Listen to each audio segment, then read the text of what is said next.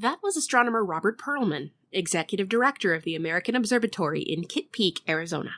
We need to point out for our viewers the danger of speculation at this point. Because of the breaking events tonight, we're bringing you information that's live and unedited. That's right, Sandy. And viewers should keep that in mind as they watch this next report from Barry Steinbrenner of affiliate KTML in Casper, Wyoming.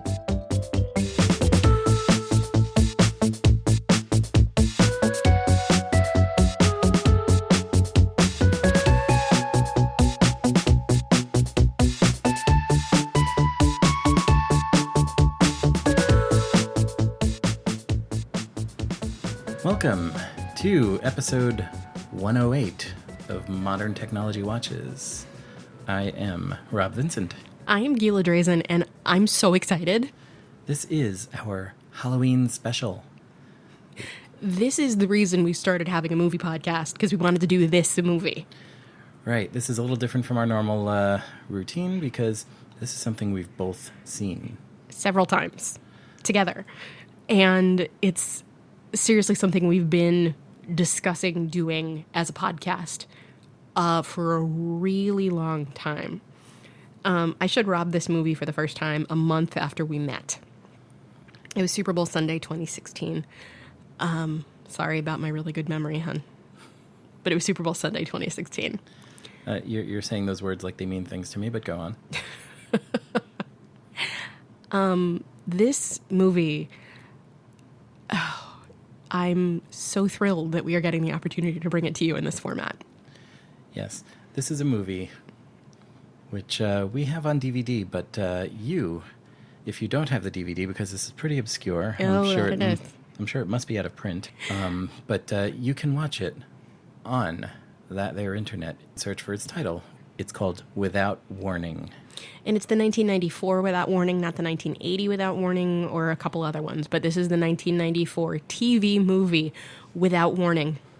Now, this is a special kind of TV movie. If you're not familiar with this, if you have not seen it, we totally urge you to take some time, pause us, put us back in your podcast queue, and watch this before we spoil it all for you, because really it's an experience. But just to give you the barest of bare bones sort of introductions to what this is. A lot of people are familiar with the Orson Welles broadcast War of the Worlds. In the old days of radio, Orson Welles and his troupe, the Mercury Theater, did a radio play, an audio drama, based on the H.G. Wells War of the Worlds novel. And they did it in such a way where it sounded like a different radio broadcast was on that was being interrupted by news. And if you haven't heard that, it's awesome. You have to, but it's so ingrained in our culture that I don't think I'm spoiling anything by describing it vaguely. Because what happened, it was pretty historic in that what happened was people were listening to the news broadcast, or people were listening to this radio broadcast, and apparently not everybody knew that it was a play, that it was a drama, that it was fiction, because it took the form of news cutting in on other programming. Some people apparently thought that it was actual news of an alien invasion.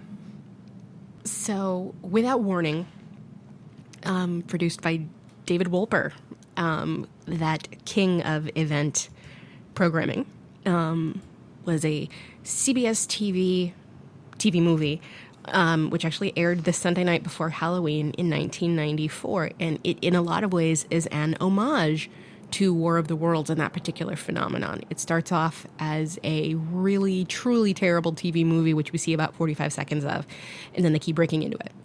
Right. And the people who are breaking into it, a lot of them, it takes the form, like the Orson Welles War of the Worlds did, it takes the form of news breaking in on other programming, talking about these things that are happening.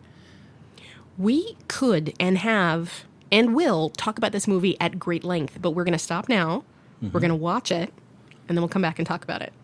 Yes, but we totally urge you, I know it can be a lot of fun to listen to film podcasts such as ours without having seen the source material, but this is Halloween.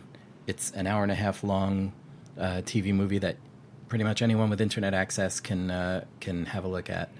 You can watch it on YouTube if you want to be a little fun, a little shady, a little piratical. which we, of course, don't endorse. But you can also get this on iTunes. You can get it on Amazon Prime. It's even on the Microsoft Store, apparently. That's still a thing? For the 3 or 4 people who use that, you can get it there. Take some spare time and watch Without Warning. We totally urge you to watch Without Warning before listening to the rest of this. And then you can recap it with us after our little break. Yes, we're going to go and watch it now. We urge you to do the same if you haven't. Or, even if you haven't seen it since it aired in 1994, always worth a refresher. Mm-hmm. And we will be right back after having watched Without Warning together. 1994's Without Warning.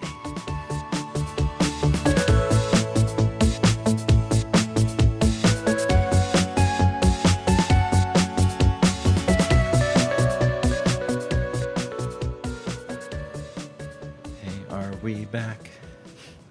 I think we are. We are not dead. Though we all died. The world yet lives. We are back from watching Without Warning. We are back from our annual viewing of Without Warning. Our annual Halloween viewing of Without Warning. And I love this. I love this movie so much. So very much.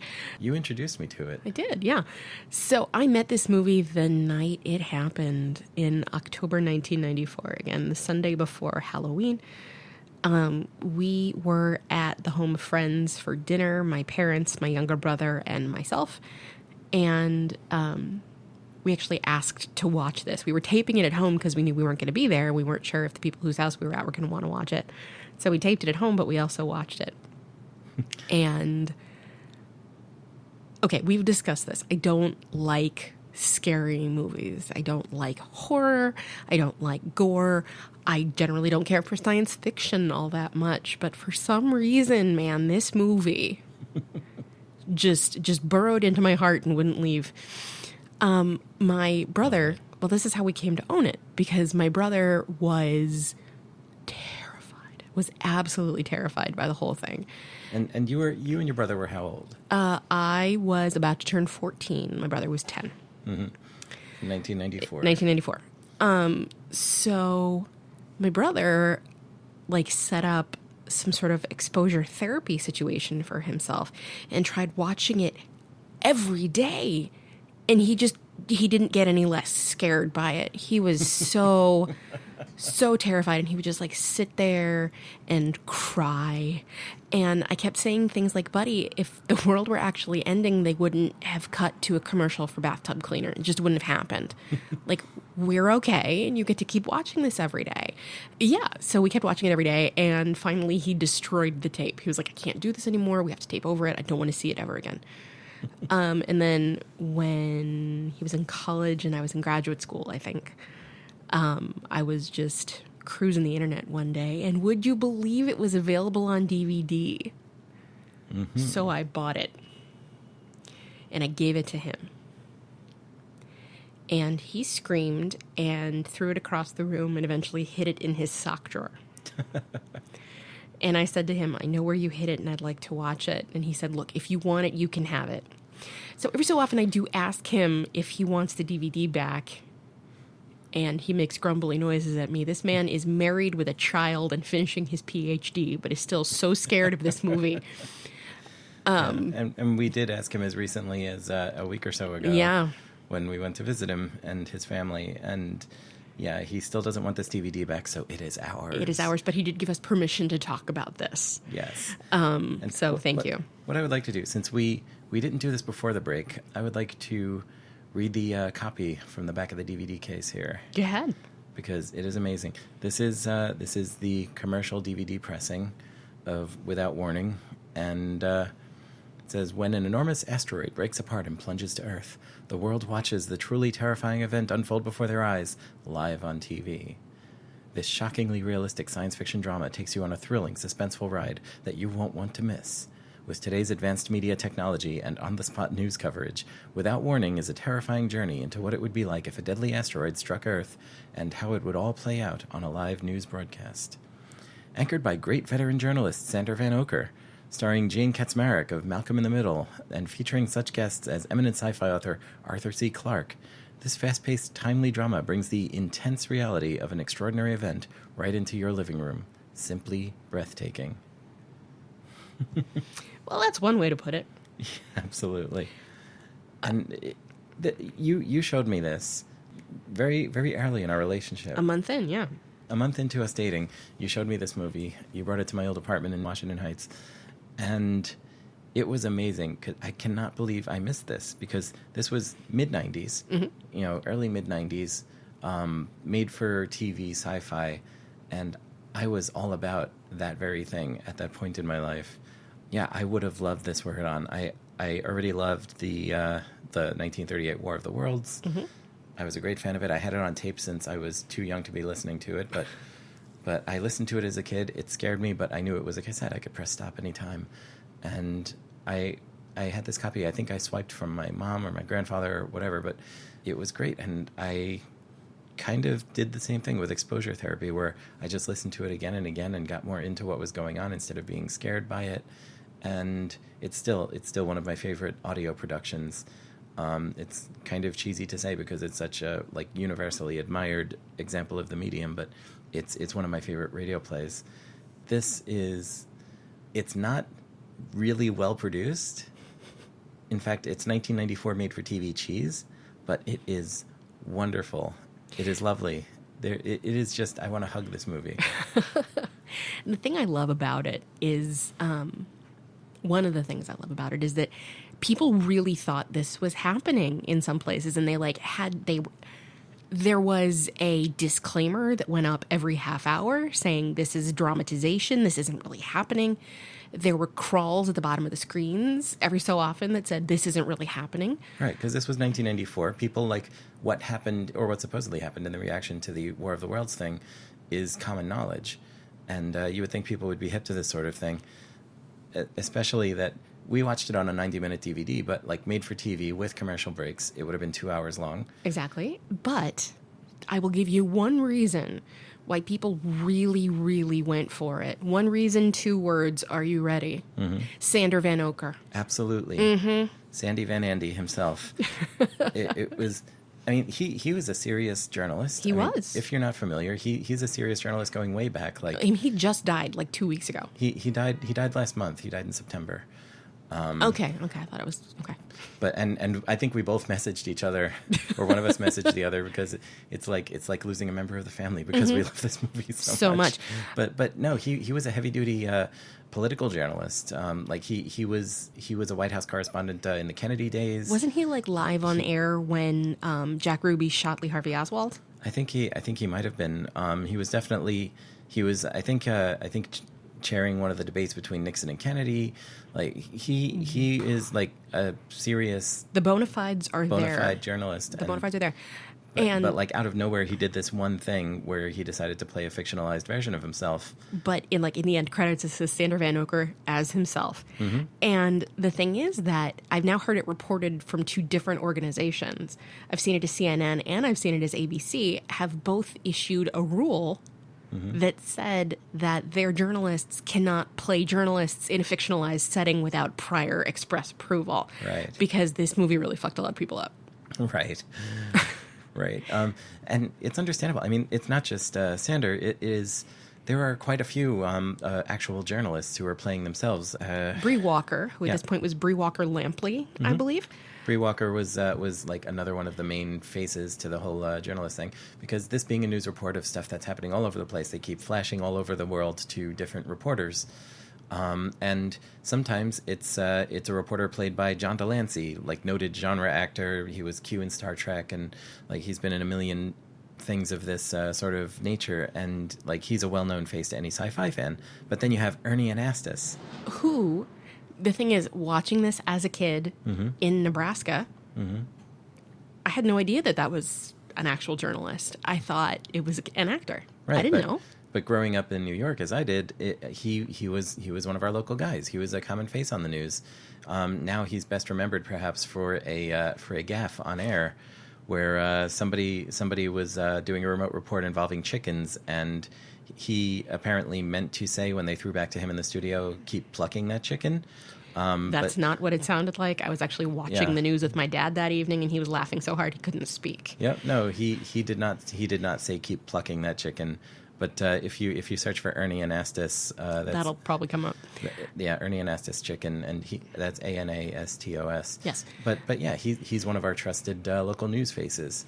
I can imagine if you grew up watching Sander Van Oker or Bree Walker Lampley or any of these other faces, like you would recognize them as your actual local guys. So. It's true, but it was also fascinating between the two. Like Gina Hecht, who played the White House press secretary. She has one scene in this movie. Right. She has two scenes in St. Elmo's Fire. She plays Amy McDowell's roommate. She's literally on screen for 2 minutes. But I was like, this is my roommate Judith. She hates me. Right. And then you have them flashing to an interview with noted scientific writer Dr. Arthur C. Clarke, who was an actual, he was playing himself too, but he was a scientist as well as a science fiction author. And he's playing himself talking about how this is totally not aliens, but also pulling up Chekhov's Voyager record, which factors later in the plot, which he happens to have a copy of. And because of course he does. Of course he does. He's an actual guy playing himself. Right. And then you have all these really like well-known actors who maybe even at the time were not well-known actors. Mm-hmm. Like Philip Baker Hall has not aged a day in the last 25 years. He has not. He really hasn't. Dwyer Brown, who played Matt Jensen, who was the reporter stationed at the Johnson Space Center, played Kevin Costner's dad in Field of Dreams. Right. And he's so cute and terrified looking in this. It's great. I know, he's so adorable. And, he sweats a lot, which is interesting. With everything going on, you'd think people would be sweating more. He's the only one who sweats. Did you notice that? I did, but also sweat is important because, this is not a polished production, but that adds to the veracity of it, because people are tripping over their words and they're bumping into each other and mics are bumping into things, and, people are speaking away from mics and not being totally audible, and, this is all amateur-level video production if you're trying to make, a straight video, but if this were news happening, all that stuff would be going on. People would be chasing each other, pushing each other out of the way, people would be interrupted in the middle of sentences by something else happening suddenly. It all really adds to the realism of the news stuff. And they were able to get, actual news video of a lot of stuff and, canned footage from a lot of things. Right. But, right. They make mention of the president being off at a conference in France, and, it's footage of then President Bill Clinton. And you see John Major is there. Right. But also if they needed to show shots of celebration in various cities, they were like, here's New Year's Eve footage. Yeah. But it looked like New Year's Eve footage, but what it was stock footage of cheering crowds in New York, in Germany, and whatever. You needed stock footage of people rioting. Got it. Stock footage of people in Times Square or St. Patrick's Cathedral. Got it. Yeah, as long as you're not looking at any signs talking about what the actual event was, this could be people cheering because we just blew up an incoming meteor, or rioting because we're all gonna die, or both. Or both. And there are interesting things for me about the way this movie plays with time. But before we get there, the thing that really blows my mind, in terms of how this movie holds up even now, is, in 1994, we were really just at the cusp of the news cycle as we know it now. Yeah. And at that time, there was CNN, and that was it. Fox News didn't exist yet. MSNBC didn't exist yet. There weren't all these concepts of the 24-hour news cycle where everything just was locked in on the same thing for the whole time. Yeah. And this idea now of, there's that musical sting that we just keep hearing, and as you and I were discussing, they never had to score anything because it was TV news. So the only music they have for this movie is the 4-note sting that goes in and out on commercial breaks. Yeah, and that, how does that go? Dun dun dun dun. And the thing is, if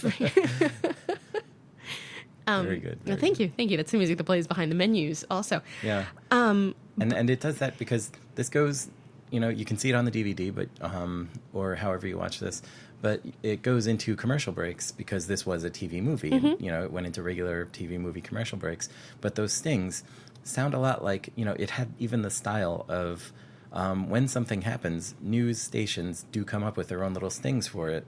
There are stings for it. They're usually that long. I mean, the one I always remember is when CNN would report on the Gulf War back in the day, and it was just like these big timpani drums or kettle drums going doom doom doom doom doom doom doom doom doom doom doom doom doom, and that was their War in the Gulf theme, and it just played on every sting they had for however long they were reporting on that. And you can also see the evolution of what's going on throughout the broadcast, right? So they're like, we're working on this. And then all of a sudden it's got a name and it's got graphics and there's a whole package for everything that's going on. And it was very similar to that. And now how everything has its own graphics portfolio and everything has its own different appearance. But at the time you were like, hey, so all of a sudden we're talking about asteroids, fire in the sky. Yeah. And, it was like, one of my favorite Saturday Night Live sketches ever.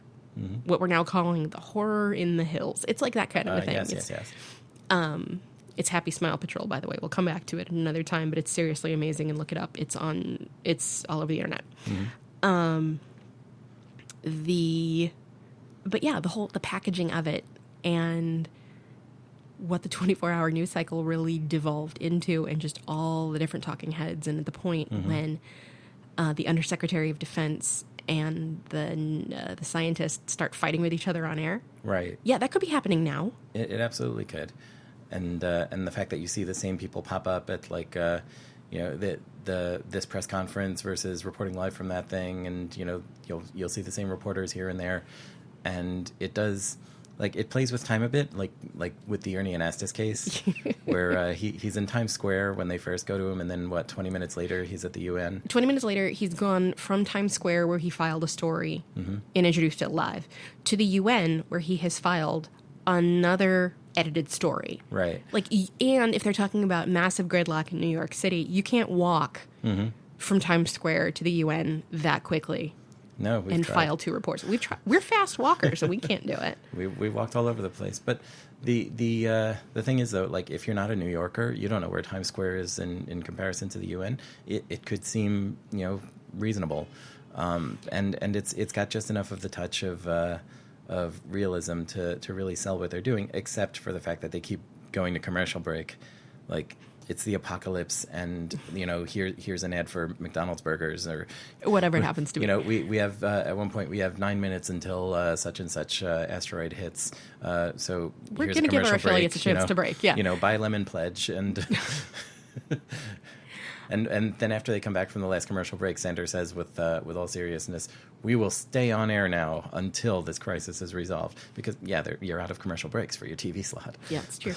And then. You also think about people who are reporting breaking news and are just sitting on the air for hours and hours and hours and hours and hours. Sandy doesn't even take off his jacket. No. The other fella does. You see him go from his regular suit to later he's got the jacket off, his tie's a little askew, and he's getting sweatier. It's Houston. It's sweaty there. It's a nice progression of these things going on. Bree Walker's, hair gets more disheveled. Yeah, but her cheekbones don't get any less pointed. That's true. Should we break it down? We could break it down. Is that a meteor? No, that's a plane. Don't mess with me like that, dude. Okay. Pulling up the Wikipedia article for Without Warning, 1994 film. For something this relatively obscure, it's got a hell of a detailed Wikipedia article. Kudos to the Wikipedians who put this together. Shall we go through the cast? Go through this very, very quickly. Okay. Sander Van Oker as himself. Jane Katzmarek as Dr. Carolyn Jaffe. Am I saying that right? Pretty close, yeah. Probably. Bree Walker Lampley as herself. Dwyer Brown as Matt Jensen. Brian McNamara as Mike Curtis. James Morrison as Paul Whitaker. Ashley Peldon as Kimberly Hastings. How did she get up there higher than anybody else? I don't know. She just had to sit in bad burn makeup and say a few words. But she said them so well. I am curious as to what the poor little girl with the meteor burns did with the rest of her career. Ashley Peldon, born April 2nd, 1984, is an American television and film actress. She was a child actor. She was on soap operas.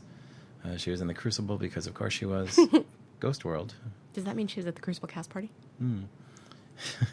She was on the series The Mommies. Wow. What in God's name was that? Oh, it's a sitcom. Okay, all right. It's a '90s sitcom. No more need be said. Yeah. She's currently a doctoral candidate in progress, earning her PhD in depth psychology. Okay. She's married, one child, a daughter. Okay. Anyway, that was a little skew. James Handy is Dr. Norbert Hazelton, also known as Dr. Skeptic von Angry. Yes, or Dr. Angry von Skeptic. I'm not sure. But he was the scientist who was like, no, this isn't aliens. You're all being idiots, and why aren't you being responsible scientists? And it's all natural phenomena, and you're idiots for thinking otherwise. Avi, don't you do this? Yes. Cario Salem is Dr. Avram Mandel. Yes. Okay. So he's been around, and he's also a playwright. And what I learned on a Wikipedia dive on him was that he appeared in an episode of MASH from a later season, where his character has died, but like isn't accepted that he's dead yet, and is trying to finish some last things. Right. He's a ghost hanging around the base and just wandering around while everything's going on around him, not knowing why nobody sees him or hears him. Right. And that episode happened to be on when we were visiting my mom. Yeah. Yeah. Like last week. Last week. Amazing. It was an interesting episode. It was not in the laugh track era, which is probably for the best. It was sort of a combination of like Ghost and Our Town, basically. A little bit. Spencer Garrett as Paul Collingwood. Gina Hecht as Barbara Schiller. That's my roommate Judith. She hates me. Right. John Delancey as Barry Steinbrenner. Yes, Q from Star Trek, who he's awesome in anything. He's been in a million. He's another one of those actors. He's been in a million things that are not great, and he's the great thing about them. But he's pretty good in this. And Patty Toy as Denise Wong. Dennis Lipscomb as Dr. Robert Perlman. Ron Canada as Terrence Freeman. He played like the chairman of the Joint Chiefs of Staff on The West Wing. He had some sort of interesting leopard hair going on in this movie. Yeah. But bless, it was nice to see him. It really was. Victor Wilson as Mark Manetti. John M. Jackson as Dale Powell. Ernie Anastas as himself. The chicken not appearing in this film. Philip Baker Hall as Dr. Kurt Loudon. Jim Peary as Robert Marino. Alan Scarf as General Lucian Alexander. Cynthia Allison as herself. Arthur C. Clarke as himself. Sandy Hill as herself. That's another news lady. Michelle Holden as herself. Mario Mikado as himself. Warren Olney as himself. Seda Pagan as herself. Richard Saxton as himself. Deborah Snell as herself. And these are all, like, at least the ones with wiki links that I can pop up here. They're all broadcasters. They're journalists playing themselves. And like I said, I didn't recognize most of those people, but someone did. And it lent to the whole experience of this movie. Oh, yes. Yeah, co-starring a bunch of people that we've not heard about, really. Okay, great. Yeah, this was a heck of a fun movie. And I hope you've watched it already, because we're going to dive into the plot. That we are. Broadcast 11 years after a similar program, Special Bulletin, Without Warning starts in an identical fashion. Special Bulletin was made in 1983 and was a lot of the same deal. Without Warning starts in an identical fashion with the beginning of, quote, regular programming. In this case, the open of a murder mystery film with the title Without Warning, starring Lonnie Anderson, appearing in a cameo. And this was fun because it was about 4 seconds of a film of someone smooching Lonnie Anderson in a bed while, like, a shadowy A sinister-looking guy comes up with a gun and aims the gun at Lonnie Anderson, and then we cut to Special Bulletin. Yeah, her only line is smooching noises. It's fun. It's great. It also looks like it was filmed outside the Walsh, like the exteriors are of the Walsh home from 90210. So it might have been. It kind of hit a lot of buttons for me. Within moments, however, the program is interrupted with a news bulletin of a series of 3 earthquakes, one of them located in the Thunder Basin area of Wyoming. And one thing that's fun is they call the area Grover's Mill, Wyoming. Grover's Mill, New Jersey, of course, was where the meteor landed in the Orson Welles Mercury Theater War of the Worlds. Yeah, so at one point we're about 60 miles from the town of Grover's Mill, Wyoming. One thing you cannot praise about this movie is its subtlety. Right. We'll for sure come back to that. The, quote, movie, unquote, resumes, but a few moments later is interrupted for good as coverage begins of a Halloween night meteor impact on the United States. Bum, bum, bum. And this takes place on Halloween night. It was broadcast on Halloween night. Day before. Day before? Day before. Ah, okay. It was broadcast the Sunday before Halloween. I think it came out on the 30th that year. Oh, wow. Okay. Because they do show, like, kids trick-or-treating and things like that over the course of the film. Right, but as we know now, kids trick-or-treat much more than just on a Halloween night. That is true, though. We were never allowed. We certainly were never allowed, and that's not even counting the area that Omaha canceled Halloween full stop. But again, a story for another time. Right. Over the course of the film, it is learned that additional impacts had been reported in southern France and a remote area of China. A scientist notes that the objects hit in a mathematically precise way and suggests the impacts may have been deliberate. And this was a central casting nerdy guy sitting at a radio telescope control center, and he's the sympathetic one who starts theorizing that it's aliens. And he's pointed out as someone who's involved with SETI, the search for extraterrestrial intelligence, which is a real thing. It is? Yes. I'd always wondered. Yes, SETI existed. They were basing this on the real stuff. NASA, of course, also exists. And it interests me that NASA is referred to by name in this movie, because like for the longest time it seems like NASA was kind of open about that sort of thing. Like they would let people talk about NASA in fictional contexts like this. I think later on they started putting the kibosh on that sort of thing. Very, very notably in the show Farscape, the organization that the astronaut who's the main character comes from is, like, it appears to be NASA. It's stock footage of NASA ships and everything, but it's IASA. And he has a patch on his uniform that's IASA, but with a very NASA-looking logo. Other productions have since done, like, similar things where it's, like, ANSA or something, like doing the bland name product trope on NASA, which I wonder if that's due to their insistence or control or what. I don't know. I mean, it's also very interesting to me that, like, some things were very, very real and some things were not. So, like, the call letters for all the different affiliates that exist throughout the movie, not real. Right. And the whole thing is done under the umbrella of Evening World News. But this movie aired on CBS, and if you look at the Evening World News corporate network logo, it's got an eye. It's basically... if the CBS eye had a stroke and the eyelids sort of flattened out, that's the logo. Yeah. It's almost, but not quite the CBS logo. But then they had people like Ernie Anastas, I think was a Fox guy, and other reporters in this film, I'm sure, came from all other sorts of networks and affiliations. But this whole thing was presented under the fictional umbrella of Evening World News. So but it's interesting because it's also the CBS Evening News, whereas, everybody, like, they've all got different names, but it's the Evening News on CBS. So it's, very interesting. But the locations they mentioned, they were all real. Right. And, Strategic Air Command from Offutt Air Force Base in Omaha, Nebraska, I still involuntarily woo whenever I hear that because that was really not far from where I grew up. And we knew people who worked there, and we went to visit there and had a very nice brunch in the Officers Club once, if memory serves me correctly. Really? Hanging around with soldiers? The chaplain. The silent movie guy? Or? Anyway.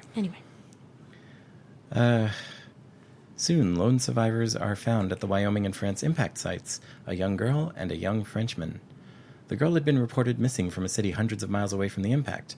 Both people are severely burned and are speaking in unintelligible syllables. Now, I'm intrigued by the use of the word young for both of these people. Yeah, she was a girl like, what, 12? If that. And the French person was probably in his mid to late 30s. Yeah, I thought they were painting him as sort of a newlywed. Or... They'd been married for 3 years. Yeah. Ironically, today was their 3rd anniversary. Right.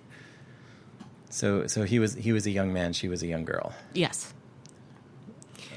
And, there's also a lot of just, like, coincidental stuff happening. So, like, Bree Walker Lampley, were they calling her Lampley or just Bree Walker? I think they were just calling her Bree Walker, okay. Though she was credited as Lampley. Okay, so she had been on vacation with her family in this area, and then this impact happened, so they're like, let's get this woman on a chopper. And so she's reporting at the beginning from a chopper, and there's this one particular effect that they use for interference on these remote feeds, that it's this very particular, like, VHS era sort of tracking snow, but it's like stretched out horizontally, and it's hard to explain, but it's a form of, like, artificial noise that popped up all the time in, like, 90s attempts to make to make things look like TV interference, but it didn't quite look like actual TV interference. It was like this kind of stock effect that maybe Avid or something that people were using at the time had, because it's maybe I'm an AV dork, but this was an interference effect that you saw everywhere on like things of this sort of budget level. Just trying to get myself to stop adjusting the tracking dial every time it happened. And this thing very obviously shot on videotape, which adds to the veracity, but it also means that we've got it on a standard definition DVD. I'm sure this will probably never come out on Blu-ray because there's not much you could do to HD this up. But like it looks like what it's supposed to be. But that one effect like just always rubs my eyes the wrong way. Chaps your hide a bit. A little bit. So it's fascinating, and there are also a couple of moments where they're ready to throw to one field anchor, and then Sandy's like, "Nope, we're not doing that right now. We're not." Right, and like they try to go to Bree's feed, and she's just like silent for a minute, and he's like, "We're having trouble with the feed. I hope we can get it in," but like again, this was all very sort of naturalistically done, where people would be talking, and then Sander would have to cut them off and go to something else because something else was breaking. Yeah, and that's how news works. That's how live news works. It certainly is. The 3 impact sites begin broadcasting an ear-piercing radio signal that cripples aircraft flying within latitudes immediately surrounding the impacts. Then another larger object is detected moving towards the North Pole.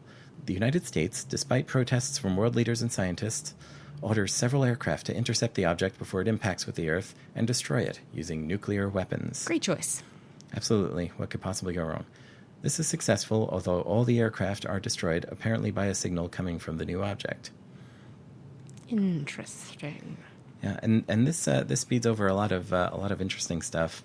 One thing this doesn't mention is that the 3 impacts, the impacts in Wyoming, France, and China, are all on the 45th parallel.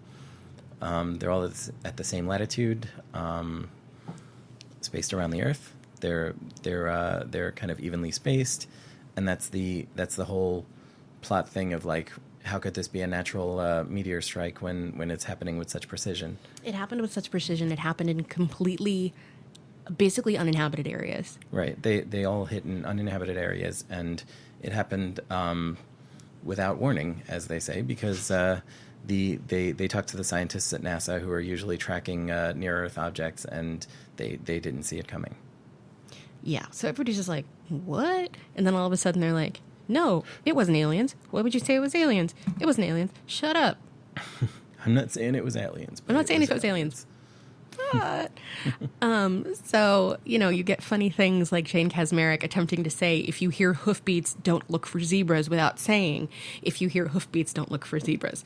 She's like, scientists are taught that if you experience a phenomenon, the simplest answer is usually the best. And I'm just like, every time I see this, I'm like, just say it. Mm-hmm. If you hear hoofbeats, don't look for zebras. Right. And she is, we should mention, she was the science correspondent, so she was meant to be a scientist who was also a reporter at this news station, and she was in the studio with Sander while this was going on. Most of the other people involved were on remotes.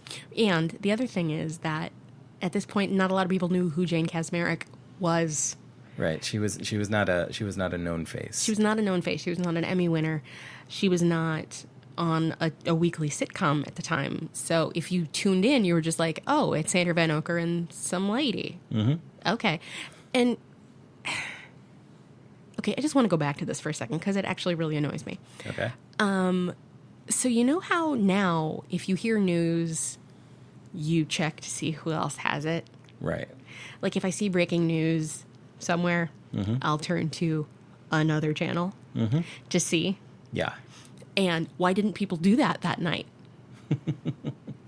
Because if you turn to another channel, it would be, just regular-ass programming on. Exactly.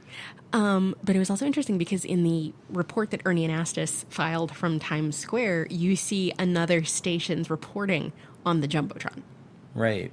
Which is interesting. They got access to the Jumbotron for a minute or whatever they needed to film this. And it's also 1994 Times Square.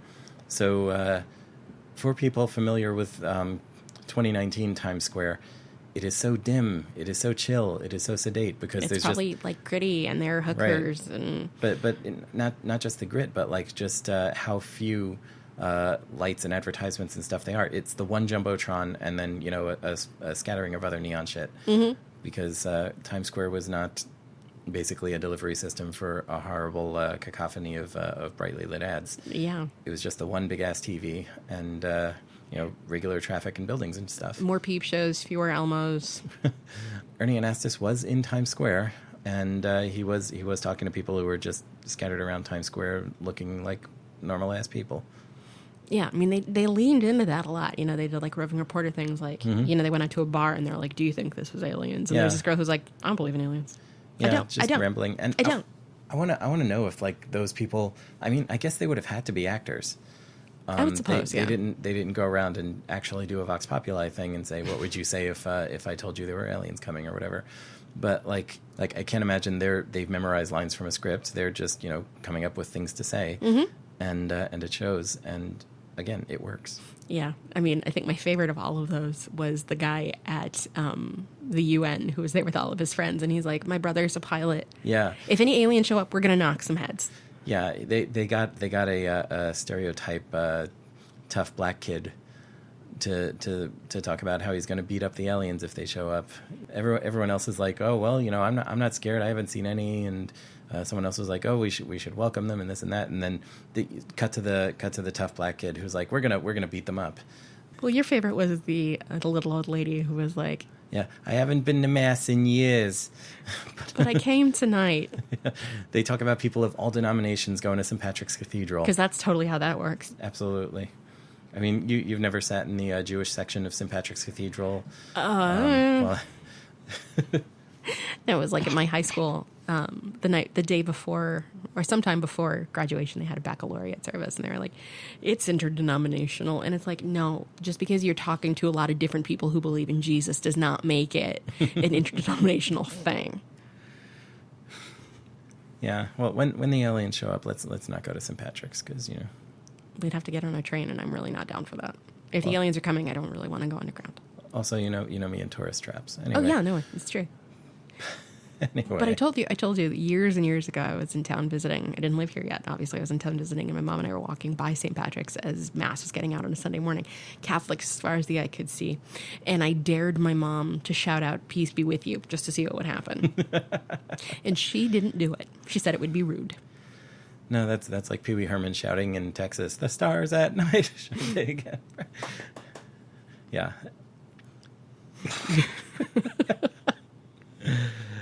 So anyway. A scientist named Dr. Avram Mandel, who has been studying the impacts as flown by an F-16 to a U.S. military base. Couldn't have gotten him there faster if you shot him out of a cannon. Yeah, that's the turn of phrase they use when asking one of the other guys about him. A scientist named Dr. Avram Mandel, who has been studying the impacts as flown by an F-16 to a U.S. military base, where reporters are being briefed on the latest incident. He reveals that his determination is that the impacts were in fact an attempt at first contact by an alien species, and that, by destroying the follow-up aircraft, Earth has declared war on the aliens. We declared war tonight, people. Yep. As if that wasn't enough, more than 2/3 of the public, or 72% for that matter, now believe that the objects have been connected to alien life according to a telephone poll. Again, like more trappings of TV news, and especially TV news at the time. Sanders starts citing the Evening World News telephone poll that they've just conducted, where 72% of people believe it's aliens. And that's the thing about how the compression of time is working, because yeah, they've had time to call like America and and tabulate the results. But nowadays, I mean, they used to do that sort of thing on the news, and nowadays they'd be looking at social media or whatever. Nowadays they'd be like, #yes aliens, #no aliens. Yes, according to Sex Parrot 6969, aliens not going to come near my family.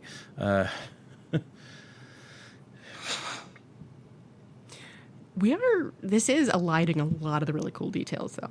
It really is. And again, like we can't even, like, we could spend hours talking about this movie. We probably shouldn't. Other mysteries occur. At one point, the population of an entire town vanishes without a trace. That being the town of Faith. Right. So Faith, Wyoming. Gets raptured. Mm-hmm. Yeah, you see the children's dropped trick-or-treat bags all over the place, empty cars, and they show this view of like driving up and down streets and just all the buildings are empty, no one's about. I have a question. Yes. Why does everything happen in Wyoming?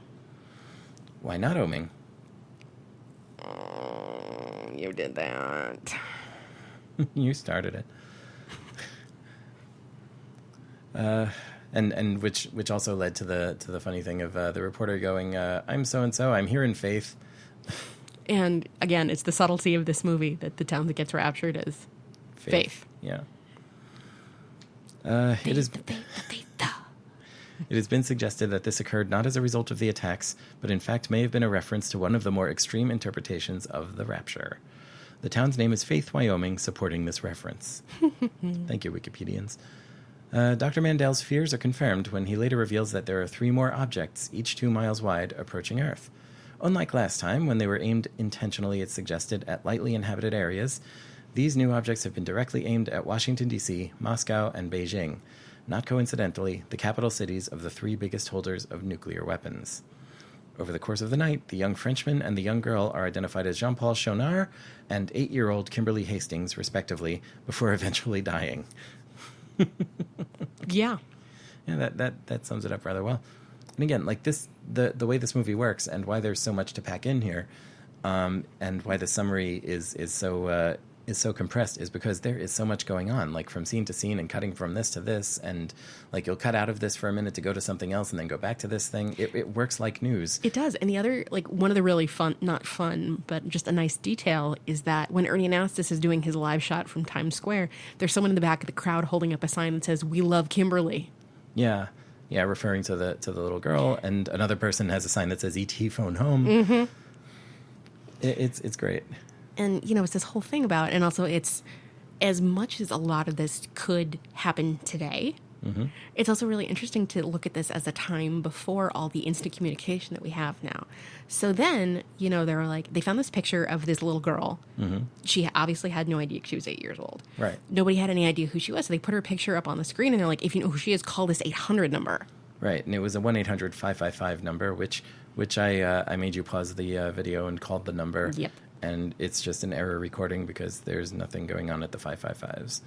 But yeah, it was again a trapping that evokes news or did at the time. Over the next few tense minutes, nuclear weapons are launched to intercept these 3 objects successfully, although Washington is nearly hit.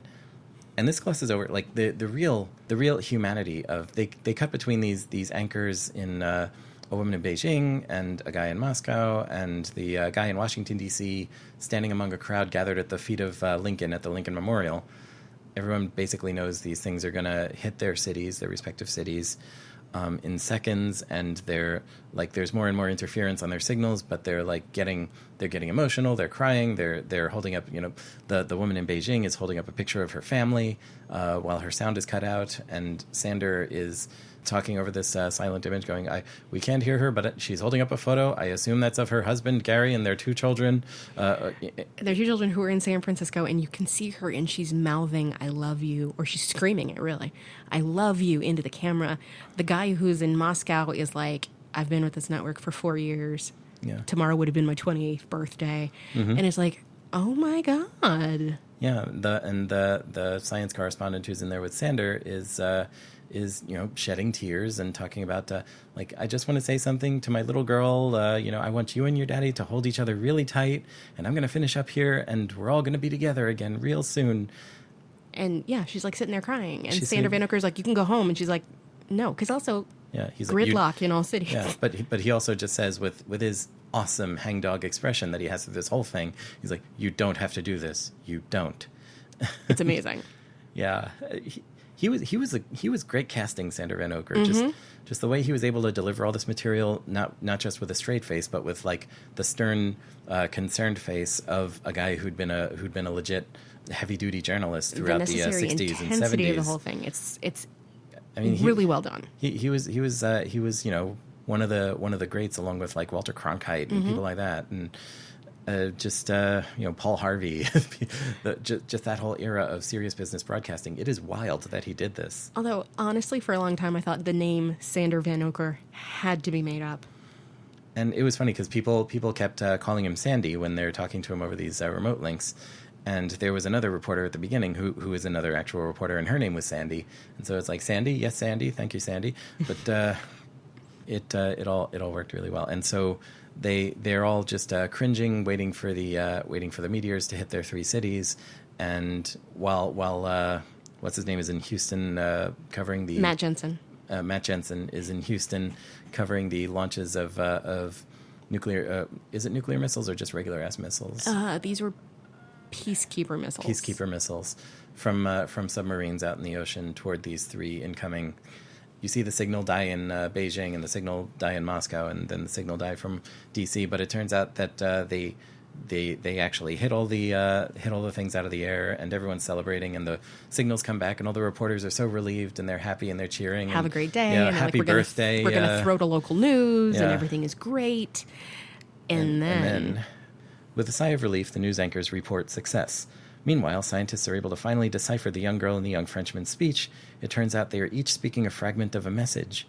When combined, although not complete as the assumed third survivor is never located, the message appears to be reciting of the message from the UN Secretary General that had been included on a special recording sent with the Voyager space probes. And that's when you see Arthur C. Clarke earlier in the thing hold up his copy of the gold record sent on Voyager 2 with messages from Earth. And they're talking about that was back when these scientists are being interviewed and saying there's no way this can be aliens, and like we've tried sending messages out to aliens for ages and never got a response, so why would it be aliens? Mm-hmm.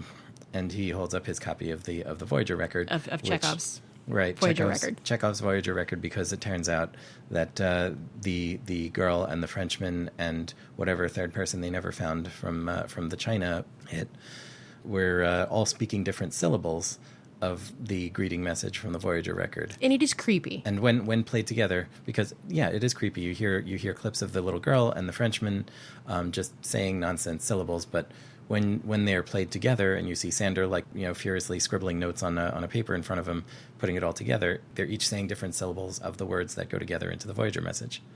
But when you put it together, it's very clear what's going on. And, one of the scientists is like, okay, look at this triangle. This triangle was on the Voyager record. It's the same. Yeah, it's the same pattern as the meteors, the original 3 meteors. So they were sending a message with the trajectories of these meteors, replicating what they saw on the Voyager record. And then they left these survivors of the explosions with messages from the record, like the aliens were trying to say hi. And instead, we blew up their shit. So then, moments later, astronomers detect hundreds more asteroids, all heading towards Earth. And the moment you see it is like they cut back to Matt Jensen at the Space Center. Yes. And everyone had been cheering and excited, and it's just dead silent. Mm-hmm. And he's walking and looking into the camera, and all of a sudden he turns and stops speaking. Yeah. So you hear Jane Kaczmarek frantically screaming at the cameraman. Yeah, he turns and is just staring at the big screen at Houston, and the camera pans across him, pans across everyone else in the room who's similarly staring horrified at the screen. And Dr. Carolyn and Sander are screaming at the cameraman, like, turn around, show us what's on the screen.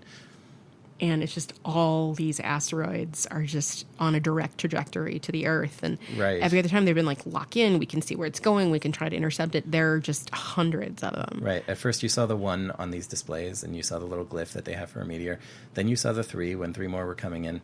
And now you see dozens and dozens and dozens and hundreds. And the shot of the screen, which is very nicely done, and it's a nice pan back from the fictional reality of this thing.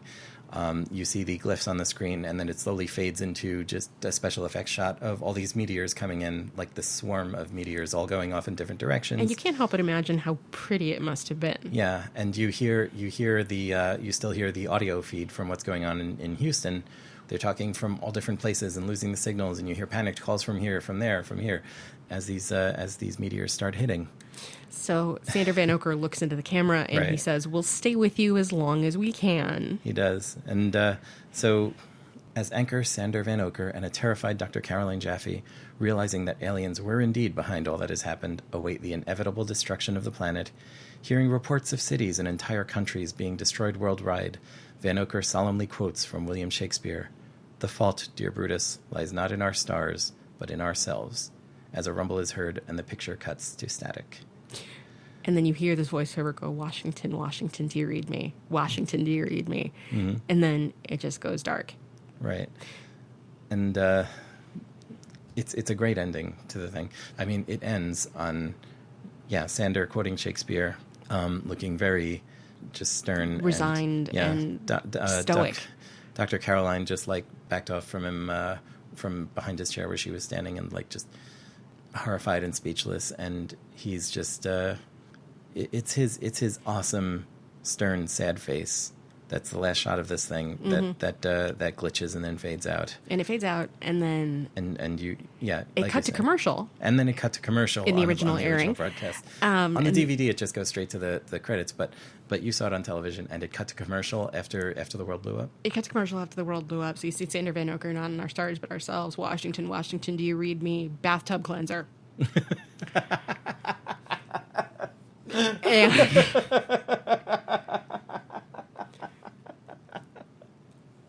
I mean, I don't know. If the world had just ended, would you give a shit about how clean your grout was?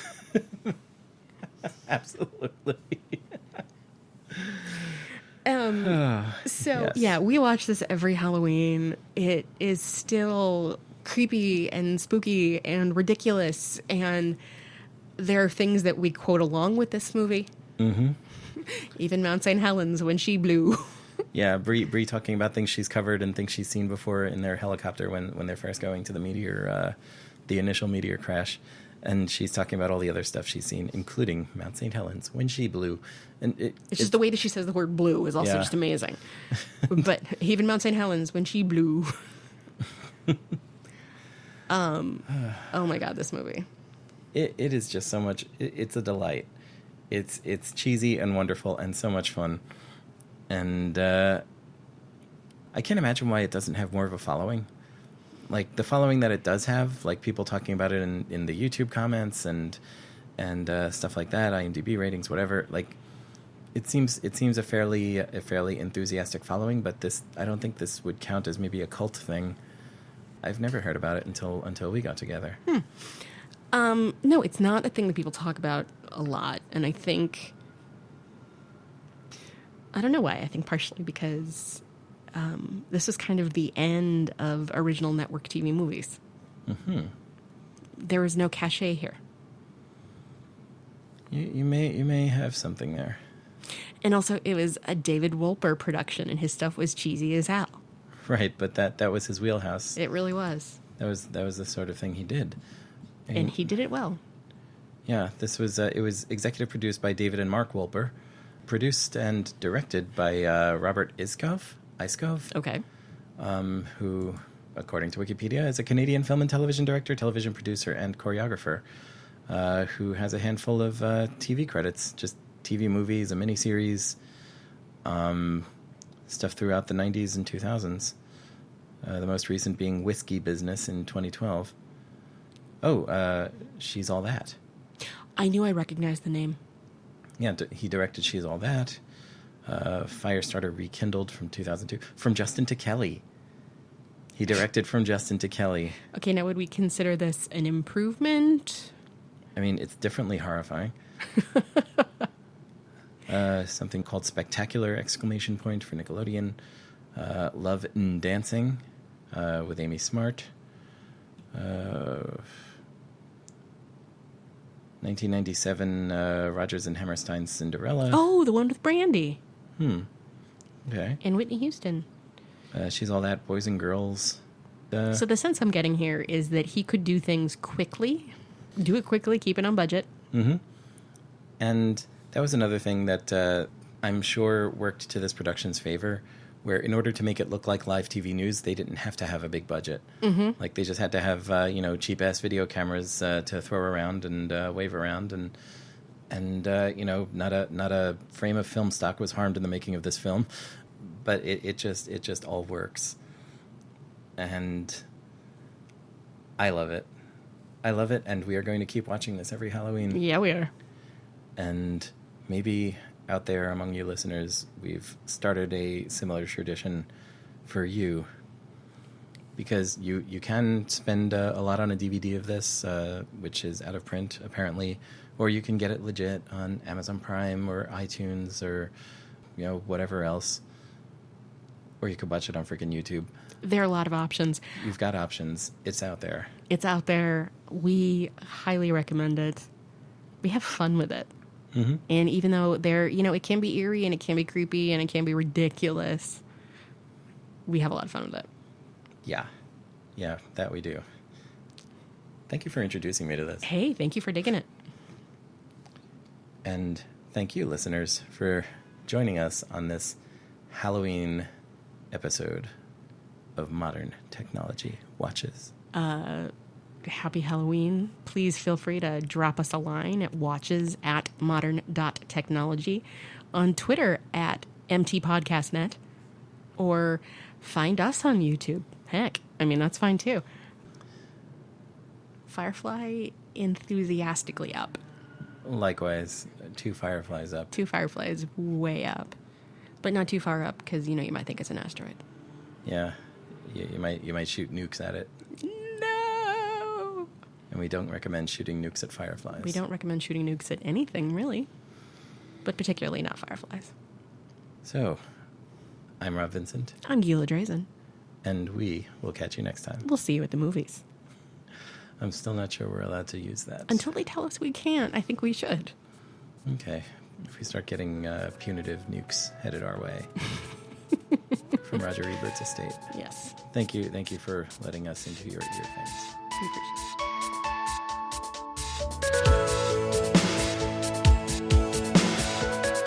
it. You've been listening to episode 108 of Modern Technology Watches with Gila Drazen and Rob Vincent. Go to modern.technology on the web for more info on this show, our other work, and our social media showers. Our music is The Promise by Torley Wong, released Creative Commons Attribution Share Alike 3.0. Find more from Torley at torley.com. Thank you, Torley. Content from wikipedia.org is used under Creative Commons Attribution Share Alike License 3.0. This podcast is released under Creative Commons Attribution Share Alike 4.0, produced by modern.technology. Send us email at watches@modern.technology.